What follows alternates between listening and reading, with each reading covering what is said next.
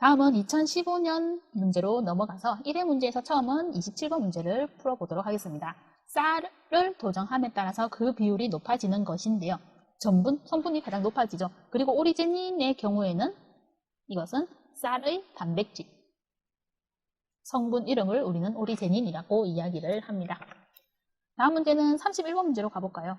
31번에 유지의 산패를 나타내는 지표를 묻는 것인데요. 지금 지표가 아닌 것은 비누화학과는 아니죠. 비누화학과라고 하는 것은 유지 1g을 검화하는데 필요한 알칼리의 밀리그램수로 구성 지방산의 분자량이 크면 검화가는 낮게 되는 것이고요.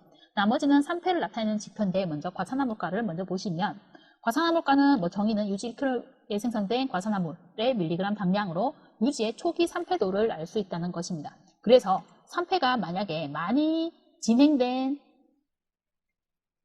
즉 오래된 유지의 경우에는 오히려 과산화물가가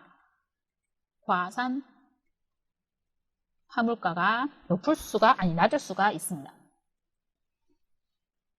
그리고 카르보닐가 같은 경우는요. 카르보닐가는 유지의 경우에는 자동산화에 의해서 과산화물을 형성을 하고요. 이 과산화물은 다시 분해가 되어서 카르보닐 화합물을 형성을 하게 됩니다. 그리고 이 카르보닐 화합물의 양을 측정을 해서 유지의 산패 정도를 알 수 있는 것이 카르보닐가입니다.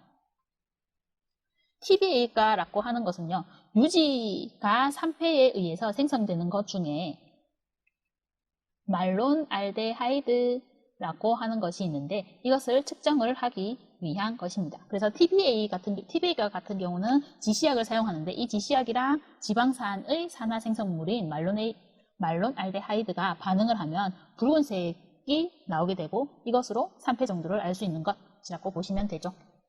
다음 문제는 33번 문제로 가볼까요? 33번의 주요 고용 성분이 다른 하나는 뭐냐면 돼지감자죠. 돼지감자에 많이 들어있는 게 이눌린. 이눌린의 주요 성분은 프락토스라고 보시면 되고요. 카사바로 만들어서 여러분들이 많이 알고 있을 것은 타피오카. 카사바 전분으로 만드는 것이 타피오카죠. 다음 문제 35번으로 넘어가 볼까요? 조지방 정량을 위한 35번이 밑에 조지방 정량을 위한 속실렛에 사용되는 용매인데요. 에테르가 답입니다. 우리는 이것을 에테르 추출법이라고도 얘기를 하죠. 그래서 다음 문제는 38번으로 가볼까요? 38번에 보시면 수분 활성도 식이 뭐냐라고 묻는데요. 수분 활성도 식은 여기로 따지면 PO 분의 P라고 하셔야 되는 것이고요. 순수한 물의 수증기압이 분모로 가게 되고요. 그리고 식품 내의 수증기압이 분자로 가게 됩니다. 그리고 이때는 같은 온도라는 것. 그래서 수분 활성도의 경우에는 0보다는 크고 1보다는 작은 값을 가지게 되죠. 그리고 수분 활성도를 구하는 또 다른 식, 몰수로 생각을 해보면요.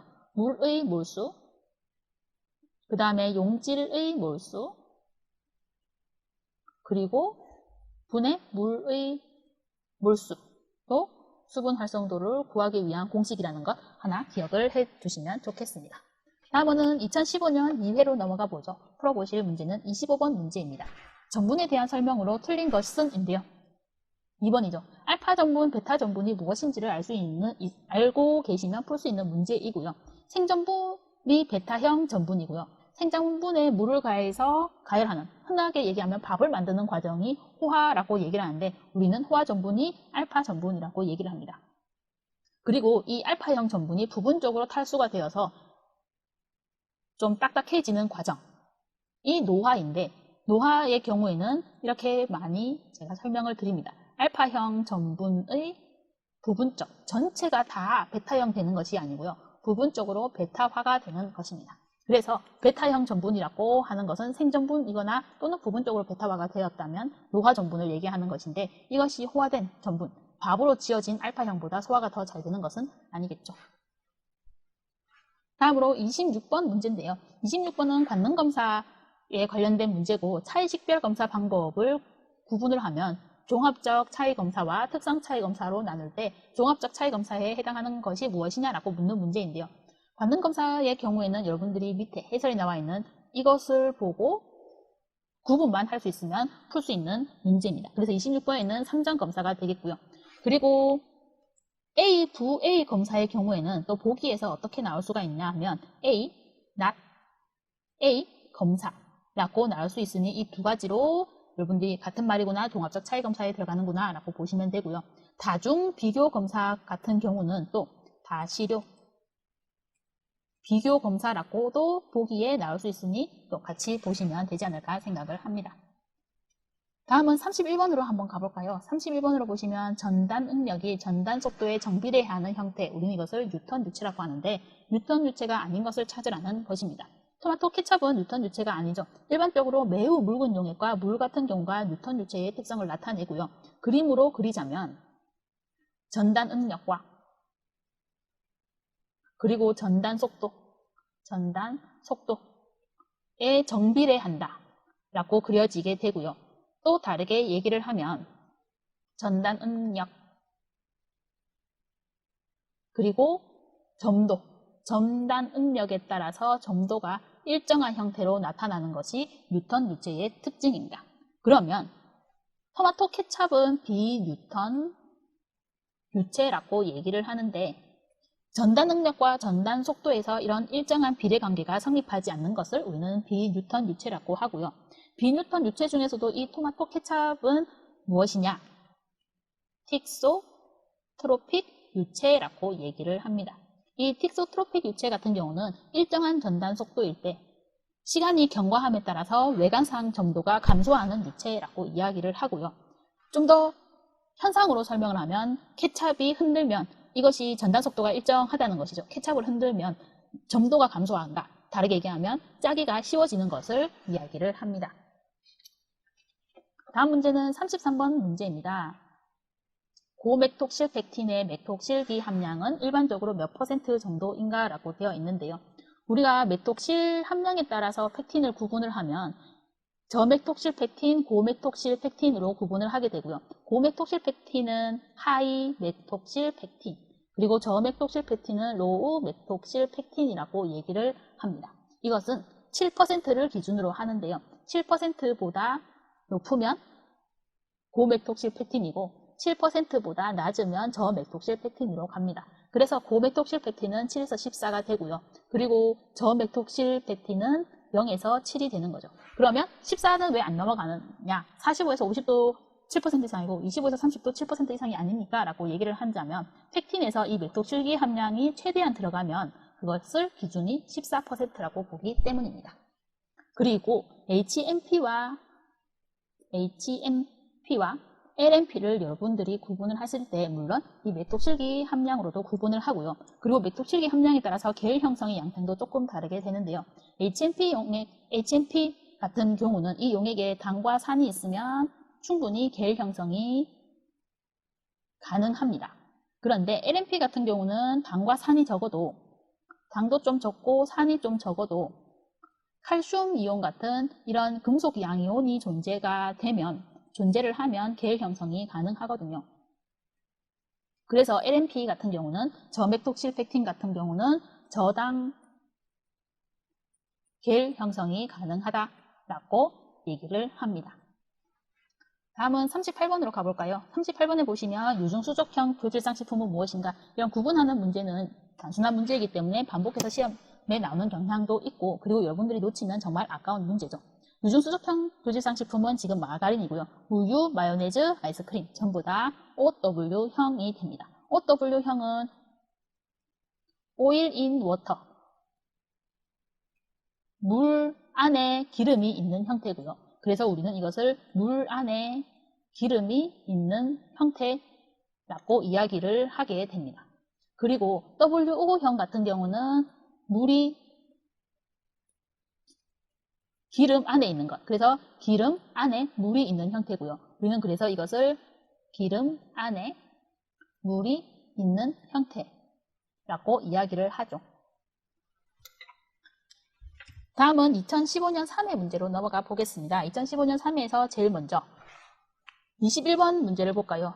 액체 상태의 유지를 고체 상태로 변환을 시켜서 쇼트닝을 만들거나 유지의 산화 안정성을 높이기 위해서 사용되는 유지의 가공 방법. 우리는 이것을 경화라고 이야기를 하죠. 액체 상태 유지라고 하는 것은 불포화 지방산이 그만큼 많다는 것을 의미하고요. 고체 지방으로 변환시킨다는 것을 이것 불포화 지방산을 포화 지방산 형태로 만들겠다는 것을 의미합니다. 그래서 이중결합이 있는 포화 지방산을 단일 결합 상태로 만들겠다는 것이고요. 이런 식으로 수소 첨가를 하겠다는 것이죠. 수소 첨가. 그런데 수소 첨가하려고 하면 그냥 되는 것이 아니라 촉매가 필요한데 그 촉매로 사용하는 것이 니켈이 됩니다. 다음은 24번으로 가볼 거예요. 가소성 유동을 나타내는 것이라고 묻는데 가소성을 다르게 얘기하면 소성, 플라스티시티를 얘기를 하고요. 플라스티시티는 외부에서 힘을 주면 변형이 일어나는데 그 힘을 제거하면 원상복귀가 안 되는 것. 여기서 원상복귀가 안 되는 것은 밀가루 반족을 보시면 되겠죠. 다음으로는 31번 문제로 한번 가볼까요? 31번 문제에 보시면 30번 문제를 봐볼까요? 30번 문제를 보시면 도살된 동물에서 나타나는 현상을 묻는 것인데요. 동물을 도살을 했다고 하는 것은 동물에게서 일어나는 호흡 과정이 사라진다는 것을 의미합니다. 호흡이 안 되면 산소 공급이 안 된다는 것을 의미를 하고요. 산소 공급이 안 되니까 글리코겐이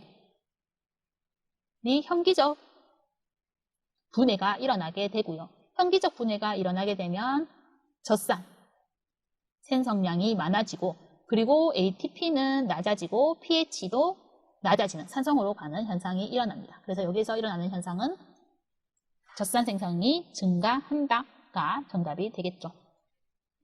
다음 문제로 가면 우리는 34번을 한번 풀어보도록 하겠습니다. 34번에 캐러멜 반응에서 일어나지 않는 현상이라고 하는데요. 캐러멜화 반응이나 아니면 멜러드 반응이나 이것은 비효소적 갈변에 속하는 대표적인 반응이고요. 캐러멜화 반응의 경우에 일어나는 색소를 우리는 캐러멜이라고 얘기를 하고 그리고 멜러드 반응 아니면 아미노카르보닐 반응에서 일어났을 때 색소는 우리는 멜라로이딘이라고 이야기를 합니다. 그리고 멜러드 반응에서 일어나는 반응으로는 아마도리 전이가 있죠. 다음으로 36번으로 가볼까요? 비뉴턴 유체의 성질이 잘 나타난 것은? 라고 하는데요. 물이나 매우 묽은 용액의 경우에는 뉴턴 유체의 성질이 나타내고요. 대부분의 식품은 비뉴턴 유체의 성질이 나타납니다. 여기서는 전분 용액이 비뉴턴 유체의 성질을 나타내는 것이고요. 나머지는 뉴턴 유체의 성질을 나타내게 되겠죠.